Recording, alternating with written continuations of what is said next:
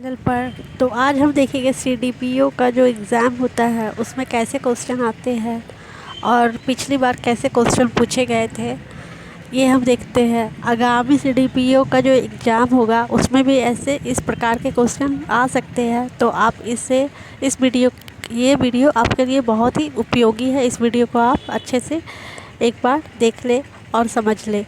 तो आइए शुरुआत करते हैं। पहला क्वेश्चन जो है ये है, 1815 में प्रकाशित राजा राम मोहन राय की पहली पुस्तक कौन थी? तो राजा राम मोहन राय की जो पहली पुस्तक थी जो 1815 ईस्वी को प्रकाशित हुई थी वो थी तुहफत उल मुवादिन। तुहफत उल मुवादिन। अगला देखते हैं, फराजी आंदोलन। फराजी आंदोलन के विरोध में 1893 में ढाका में ताययूनी आंदोलन किसने चलाया? तो फराजी आंदोलन के विरुद्ध में 1893 में ढाका में ताययूनी आंदोलन जो चलाए थे वो थे जौनपुर के करामत अली। जौनपुर के करामत अली। अगला देखते हैं, सर सैयद अहमद खान के कटु आलोचक कौन थे? सर अहमद खान के कटु आलोचक जो थे वो थे जमालुद्दीन अफ़गानी।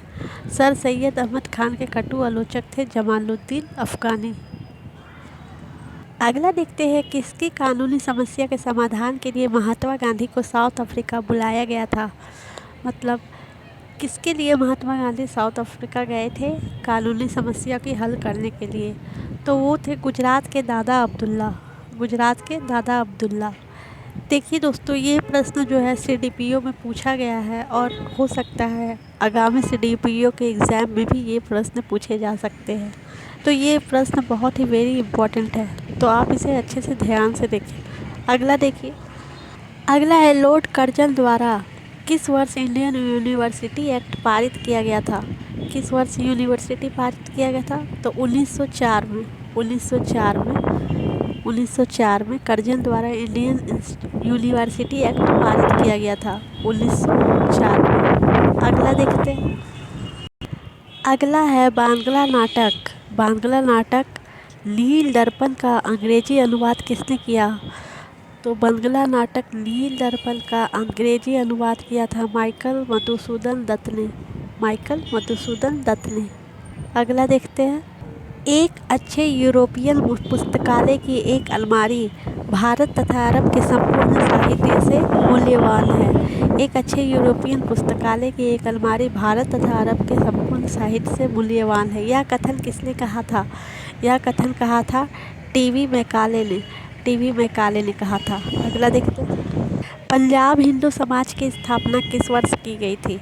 पंजाब हिंदू समाज की स्थापना की गई थी 1909 ईस्वी में। 1909 ईस्वी में पंजाब हिंदू समाज की स्थापना की गई थी 1909 में। एका आंदोलन कहाँ चलाया गया था? एका आंदोलन चलाया गया था अवध में। अगला देखते हैं, अगला है, खुदाई खिदमतदार को किस नाम से जाना जाता है? खुदाई खिदमतदार एक संस्था थी, उसे ये किस नाम से जाना जाता है? तो इसका जो उत्तर है वो है, उसे रेड शर्ट के नाम से जाना जाता है। रेड शर्ट के नाम से जाना जाता है। जमींदार द्वारा कृषक से मांगे गए बेगार या अवैध उपकर को किस नाम से जाना जाता है? तो उसे जाना जाता है वैथी के नाम से। अगला देखते हैं, याद रखे यह झंडा लहराया गया है, ये कभी झुकना नहीं चाहिए जब तक भारतवासी जीवित रहे। याद रखें, यह झंडा लहराया गया है, ये कभी झुकना नहीं चाहिए जब तक भारतवासी जीवित रहे। यह कथन किसका है? इनमें से यह कथन किसका है? तो यह कथन जो है लाहौर में नेहरू जी का था। जवाहरलाल नेहरू ने ये लाहौर अधिवेशन में यह बोला था। मैं जहाँ हूँ जगदीशपुर वही है, यह कथन किसका है? मैं जहाँ हूँ जगदीशपुर वही है, यह कथन किसका है? यह कथन है बाबू कुंवर सिंह का यह कथन है। देखिए, झारखंड के भी प्रश्न पूछे जाते हैं सीडीपीओ में। तो ये जो झारखंड का प्रश्न है, बिरसा मुंडा के अनुयायी उन्हें किसका अवतार मानते थे? तो बिरसा मुंडा के जो अनुयायी थे, उनके भक्त थे, वो सिंघबोंगा के नाम से बिरसा मुंडा को जानते थे और उसका अवतार मानते थे, सिंघबोंगा। स्वदेशी आंदोलन के समय किस स्थान पर गोल्डन लीग की स्थापना हुई थी? गोल्डन लीग की स्थापना झारखंड में किस स्थान पर हुई थी, ये पूछा गया है। तो इसका सही उत्तर है देवघर।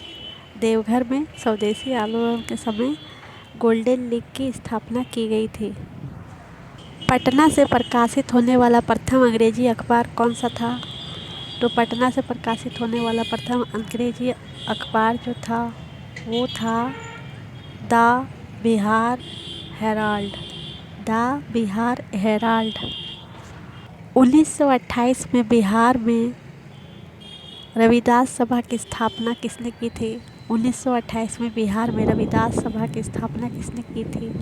तो इसका राइट आंसर है जगजीवन राम। यदि नील की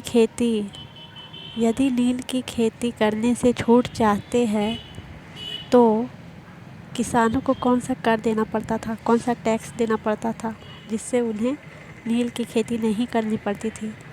तो वो था तवान। इसका उत्तर होगा तवान देना पड़ता था। अगला है 1835 में पहला जिला स्कूल कहाँ खोला गया था? 1835 में पहला जिला स्कूल कहाँ खोला गया था? तो इसका उत्तर है पटना में खोला गया था। 1835 में पहला जिला स्कूल जो खोला गया था वो पटना में खोला गया था। पटना इसका उत्तर होगा। डॉक्टर राजेंद्र प्रसाद राष्ट्रपति बनने से पहले किस पद पर थे? तो वो जो थे वो पटना नगर पालिका के अध्यक्ष पद पर थे। पटना नगर पालिका के चेयरपर्सन थे, वो चेयरमैन थे। टीपू सुल्तान की राजधानी कहाँ थी? टीपू सुल्तान की राजधानी कहाँ थी? ये प्रश्न कई बार सभी एग्जाम में पूछा जाता है, CDPO में भी पूछा गया है। तो इसका राइट आंसर है श्रीरंगपट्टनम। राज्य सरकार का कार्यकारी प्रमुख कौन होता है? कार्यकारी प्रमुख जो होते हैं वो होते हैं राज्यपाल। 2 रुपये और उससे अधिक मूल्य के मुद्रा के लेन देन कौन करता है? तो ये करते हैं हमारे भारतीय रिजर्व बैंक ऑफ इंडिया।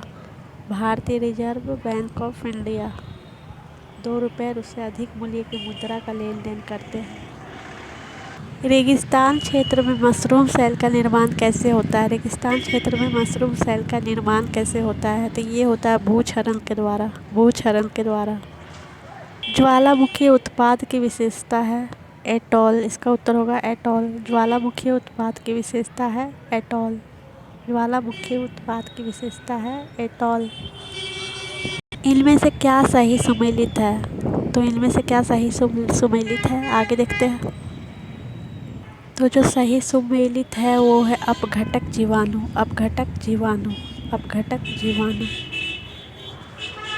किसके मध्य की औसत दूरी खगोलीय इकाई है? पृथ्वी और सूर्य के मध्य की औसत दूरी खगोलीय इकाई है। पदार्थ को ऊर्जा में बदला जा सकता है, किसने कहा था? किसने कहा था? आइंस्टीन ने कहा था। ईंधन को रासायनिक ऊर्जा में कौन सा उपकरण बदलता है? तो इसका उत्तर होगा गैल्वेनिक सेल तथा ईंधन सेल। मानव शरीर में कौन सा ग्रंथि जोड़े के रूप में रहती है? तो इसका उत्तर होगा अधिवृक्क जो रहती है जोड़े के रूप में रहती है। 100 डेसिबल ध्वनि की प्रबलता स्तर क्या होती है? 100 डेसिबल ध्वनि की प्रबलता स्तर है मशीन शॉप से आने वाले शोरगुल। एक क्षैतिज वृत्त में स्थिर चाल में घूम रहे पिंड के लिए निम्नलिखित में कौन सा स्थिर होगा? एक क्षैतिज वृत्त में स्थिर चाल में घूम रहे पिंड के लिए निम्नलिखित में कौन सा स्थिर होगा? तो इसका उत्तर है गतिज ऊर्जा।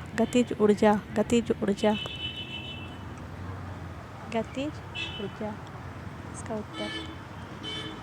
हेपेटाइटिस विषाणु का जीवन काल कितना होता है? हेपेटाइटिस विषाणु का जीवन काल कितना होता है? तो इसका उत्तर होगा 30 से 180 दिन।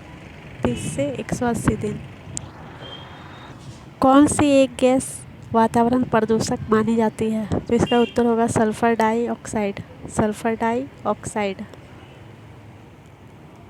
वातावरण प्रदूषक गैस मानी जाती है, सल्फर डाइऑक्साइड।